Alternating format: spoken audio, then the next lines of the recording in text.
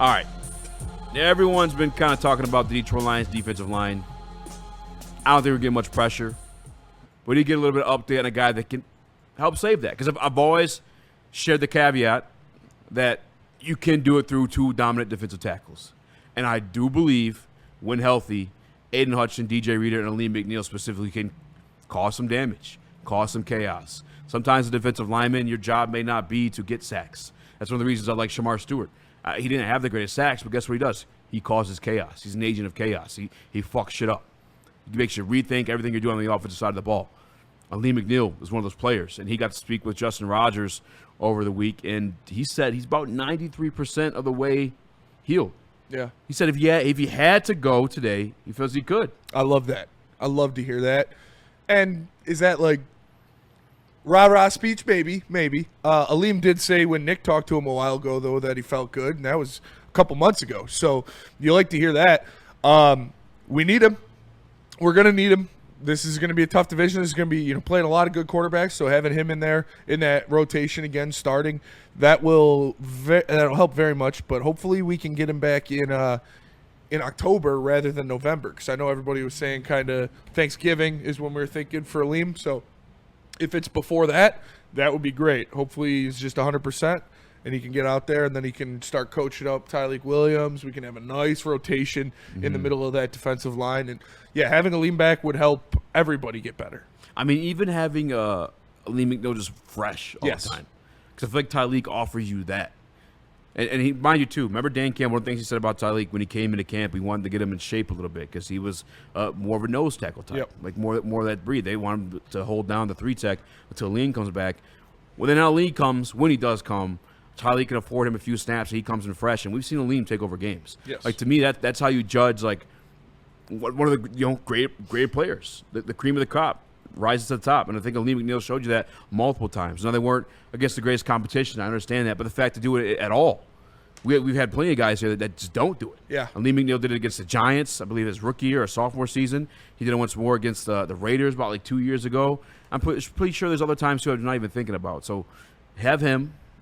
He's going to command a double team. DJ Reader we saw show up in the pass rushing specifically last year. They had his career high in sacks last year of the Detroit Lions. Yep. And that's on a season where he lost everything around him. So imagine he'd get a little more one-on-one action. And then obviously Aiden Hutchinson too. It almost, Spinny, I hate to say it, I don't want to say it doesn't matter, but it alleviates the pressure on the opposite on the other edge. side. Yeah. It does. And like we said, when healthy, you've got a lot of pieces on this defensive line that are good pieces. Alim McNeill, we don't know when Josh Pascal's coming back. We don't know what's going on with Ahmed Hassanin. Obviously, Levi's done for the year. Those are all guys you expected to be on this team. So them already being out and already being injured is what scares you the most.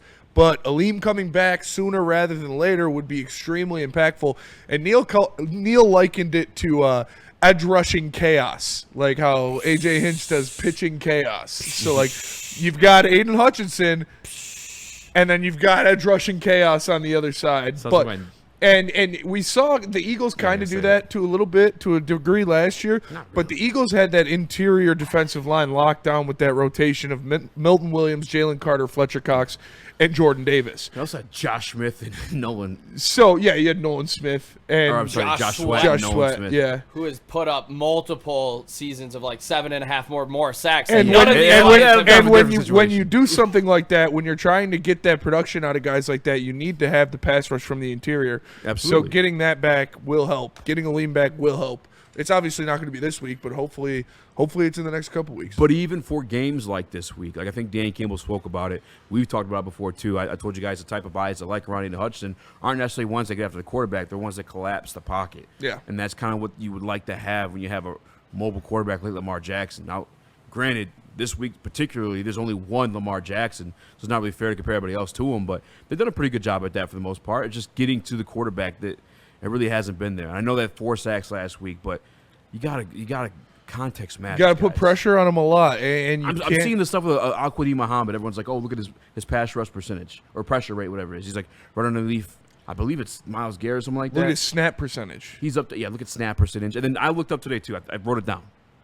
Al-Quadin Muhammad, all his pressures last week against Chicago Bears, context matters. Second half. Second half. When they're down particularly 20. The score started, his first pressure came, the score was 14-38 on 1st and 10. There's 6 minutes left in the third quarter. An obvious passing down. By the number. That's His why next pressure, then sack came on 1st and 25. An obvious passing down. Yeah. Let him cook. His third pressure came on 3rd and 34. Yeah. An obvious passing down. And this fourth pressure, watch the tape, came on an Aiden Hutchinson sack where Caleb was trying to avoid Hutch and kind of just runs into him. It gives him the pressure. Like, you guys, numbers are great. If the world ran off of, that just kind of does. Everyone thinks it's a simulation. But football, I should say, was a strictly statistical sport. Right now, we'd be looking at Daniel Jones, a top 5 quarterback. Yep. It's just that's not context matters. You would never say 2 weeks into the season, fucking Daniel Jones is in the same stratosphere as even Jared Goff. No. Let alone Lamar Jackson, Josh Allen, whoever that enter name there. So 2 weeks in, we can't be pretending Al-Quadin Muhammad is going to continue that ascent or be in the fucking same category as a Myles Garrett, Trey Hendrickson, and so on and so forth. I mean, it's just, let's be real, guys. I get it. I'm hopeful. I've seen it where, like, I think he could be impactful, but I think you heard Dan Campbell say it yesterday specifically, role player in specific roles. Yes. And the times he saw snaps, 1st and 10, 1st and 25, 3rd and 34. 2nd and 2 was the other one, but that came good with the Hutch scramble. Yeah. And that's what he was, and that's what we liked him as, and that's where I felt comfortable with him being, is that role player, is that obvious passing downs. You're going to bring him in, and that's why they like Marcus Davenport so much, because he can play the run and he can do everything. I don't know who they're going to start on the edge. I don't know if it's going to be Pat O'Connor or Al-Quadin Muhammad. I would lean to saying it's going to be Pat O'Connor because they want to stop the run more, and Dan Campbell did say he got better at stopping the run, but he didn't say he's good at stopping the run. So this is going to be a huge test for him because, yes, Al-Quadin Muhammad in specific areas, in specific spots, he did a good job of winning one-on-ones and getting to the quarterback. But being a starter in Baltimore against Lamar Jackson is much different than rushing Caleb Williams on 3rd and 35. After the score is 14-38. Yeah, you're going to have to strap your nuts on and come in there every play, stop Derrick Henry, and then get after Lamar Jackson. And again, I'm not trying to shit on the guy. I'm just trying to provide context so you're not out there waving certain stats and make yourself look like a dumbass to people who understand the situation. Football's context sport. Contact and context. Aha. Shout out for doing the digging on that one. That's insane that AQM obviously showed up in garbage time. Yeah, that's what that comes down to. In terms of what Alim can bring to this team, you love to hear that he's ahead of schedule because you've heard so often like a guy, it's going to be another month and he's not ready. So to hear that Alim could come back if you definitely need him, which I would hold him out probably till the end of October when you get an extra bye week. Right when November 1st hits, put him out there, let this team, really get it going on defense. But we're going to miss him in this game specifically. Like, to beat some of these elite quarterbacks, you're going to need pressure up the middle. Is the rookie ready for it? Is Tyleek there yet? I don't know. We love to see his passes defended early in the season, but to put extra and real pressure on a Lamar Jackson up the middle, is Tyleek Williams ready? We're going to have to see it Monday night in Baltimore. I don't know if he's up for the test yet, but, I mean, I loved what I saw out of him in week 2. I don't want to count him out just yet. He's got to be.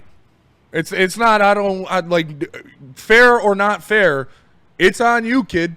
You're the second best pass rusher on this team now. You're supposed to be. And he's got to step up. I need to see him get his hands up more. That was great against Caleb. Do that a couple times against Lamar.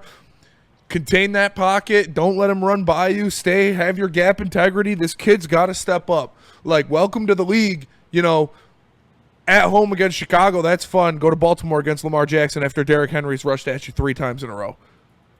Preach. It's welcome to the league, this schedule. Welcome to the league. You're starting because our stud's injured. And you're a first-round pick. And you're a first-round pick. And fairly or unfairly for where he was in his development schedule, he's thrown into the fire, and he needs to have success for this Detroit Lions team to have success. Luckily, he has a guy in DJ Reader that he can lean on when it comes to stopping Derrick Henry, a guy that's going to help in that aspect a lot.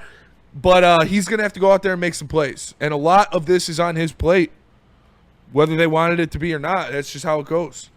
Yeah, shout out to Tyleek Williams. I believe he has Shout out. Love one Tyleek. pressure according to NFL Next Gen stats in 2 games played. But, again, you're not really looking at the tackles to after the quarterback, but like you said, unfortunately, it's maybe like the position he's put in this situation. But I think Hutch will be there. Hutch will be there. And by the way, too, like the things we're talking, a rookie and Tyreek Williams getting better throughout the season, Alim McNeill joining us throughout the season. Say the same for Josh Pascal, Al-Quadin gradually getting more snaps and see what he could do. All of it's in progression and getting better. And I think Dan Campbell has some interesting things to say about that according to this matchup. We'll get to that next. But Feist.